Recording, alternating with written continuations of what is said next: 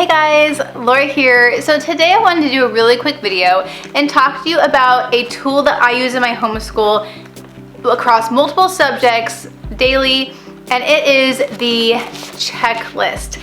So if you're interested to know how I create checklists from the books we use, as well as a little bit of discussion about holy obedience and marriage at the end regarding homeschool, then stay tuned. Hey guys, welcome back to my channel, and if you're new, welcome. My name is Laura, and this is my channel, Swimming Against the Current, one Catholic homeschooler's journey through this life of homeschooling. And it's different every year, it's different every day, but I created this channel as a place for Catholic parents to come to where you can find resources with that Catholic worldview exclusively about homeschooling. So let's jump in to a discussion on how I make a checklist and why checklists are a really nice tool to have in your toolbox as a Catholic, as a homeschooling mom or dad. So this is my son's Level K Language Arts and Literature course book from The Good and the Beautiful. I did not push Neil to read. He's 7.5, and so he's just recently exploded in reading, and so I got this because I thought I don't want him to have any gaps. There's a few things he hasn't learned yet, so let's go through Level K, order Level 1 for his second grade year. They don't necessarily correspond with like the average grade level of The Good and the Beautiful. They're a bit advanced, and so so that's what we're doing. Again, holy obedience story at the end there. But so what I did is I went through this book. I went through the whole book page by page, and I looked at each lesson and I thought, is this a lesson that would be useful for my son to do? Is this something he struggles in? Is this something I don't know for sure if he's mastered yet? He has all his phonetics totally down. He doesn't need practice in phonetic reading, but he needs lots of sight word practice. He needs practice on rules like the silent E, B, and D. He still flip-flops sometimes.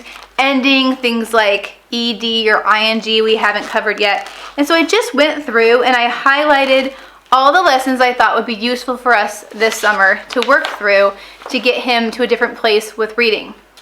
And then I just made a spreadsheet using Google Sheets. I wrote done, I made a check, and then I wrote the lesson down, and I wrote the page number, and then there's also spelling words in here, and I will, we use an app. I can't remember the app's name, but I will put it here, and I'll also link it down below. But I think it was about $10, but both the kids use the app. You can create unlimited amounts of spelling lists, and they just find that as a fun way to review their spelling lists. And so I just wrote those here, making sure that by the time summer ends, he'll be able to spell some really good words. And of course, if you can spell it, you can read it, right? Or that's the idea. So super easy, super simple. If I wanted to cover the entire textbook, I would just have made a checklist from the table of contents. Lots of parents do that. The ideal thing though is I love that I have attached it to the workbook itself, because I have in the past tried to put it in a teacher binder and it's just too much resistance. I just paper clip it to the front and check it off as we go. And it just keeps me, you know, kind of accountable, gives me a really quick overview of what we're going to be doing. I have a really hard time with homeschool planning. That's probably a whole other video, but I find that when I detail plan out even 6 weeks, we don't accomplish things on a daily basis. But that was my issue with Seton, was because every day there were so many tasks and I wasn't doing them and I was falling behind. And so this year, again, different video, but I'm going to do a video about how I'm probably going to do some kind of a weekly overview, and it's going to be a dry erase kind of situation where we just check things off and make sure we're touching all the things, but it's not going to be on a, you know, do page 5 through 7 and do page 8 through 10, because we just fall behind. Someone gets sick, I have to run an errand, whatever it is, and then you're just behind and playing catch up, and your whole planning has to be redone, and it's a headache that I cannot deal with. Really like checklists because they are much more flexible. Now, let's talk a bit about holy obedience in marriage, especially as a homeschooling mom. So, I love my husband. He is so supportive of homeschooling.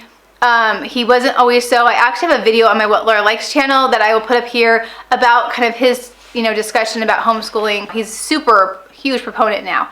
But I tend to be a bit more relaxed, a bit more unschooly, and he wants the homeschool to look more traditional and to make sure the kids are kind of clicking along at an even pace. And so I told him the other day, hey, we're done, by the way. I just called it. It wasn't planned. I was done. The kids were done. It was turning into a fight. I was like, we're done. We just need to stop. And he was like, everything? And I'm like, yeah, I mean, Chloe has her math because she's doing teaching textbooks and she's finishing up level 4 because most of it's review, and she just is clicking that away over the summer so that she can start level 5 for 5th grade. But Neil, I was like, we're just gonna stop. And he's like, yeah, but he's really behind in reading. And you know, there's a lot of philosophy about reading. Some people go really early, 4, even 3 earlier. JDA is really a big proponent of early reading. But then you can go to the other side of it, and Charlotte Mason and other more gentle homeschooling. You know, until the window for reading is open, it's just like hitting your head against a table. Honestly, it makes no sense. It's like potty training before they're ready. And you know, the public school system does push it, and those who are ready excel, and those who are not, like, it can actually hinder reading in the future if you push kids too early. I wasn't going to go through all that with my husband because I know Neil is now actually in his window. I can tell. And so he's like, really think you should keep doing reading with Neil. And he didn't say it in a mean way, and he didn't say it in a judgy way or in a I command you to way. But I knew in my heart that that was the right thing to do, and I just didn't really want to because I wanted a summer off. However, that is when, out of holy obedience to my husband, which Father Ripperger says, if you can get to a place where you are obedient to your husband, not submissive, but obedient, then you will have made huge strides towards sainthood, because most women, this is what they struggle with. This is a sin of Eve. And a lot of us, out of pride, fight back against holy obedience. So I sat down, wasn't planning on it, and that's when I made the checklist. I took the checklist to him and I said, look what I made you. And he goes, oh my gosh, I didn't mean to make you feel bad or anything. And I was like, no, it's good. That was like God talking, because I knew as a mom, as a homeschooling mom, that Neil was ready.